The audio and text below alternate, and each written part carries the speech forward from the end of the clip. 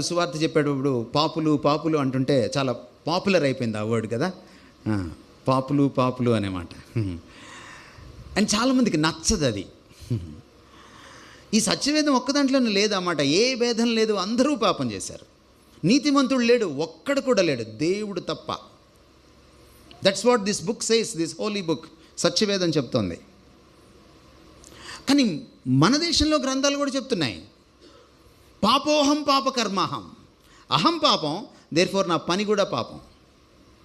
పాపాత్మ పాప సంభవ, నా సోల్ సిన్ఫుల్ అయిపోయింది, పాపం అయిపోయింది, అందుకనే పాపం సంభవిస్తోంది. పాపం బయట నుంచి వచ్చి నన్ను తాకడం కాదు, నేను పాపంలోనే పుట్టాను. మీరు భగవద్గీత చదవండి, అందులో కూడా రాసింది, పుట్టుకతోడే జీవి పాపి. సత్యవేదంలో అంటాడు ఒక భక్తుడు, పాపములో నా తల్లి గర్భంలో ఉన్నప్పుడే నాలో పాపం ఉంది. My DNA has rotten with sin. అందుకనే నేను భగవంతుని డైరెక్ట్గా కలవలేను.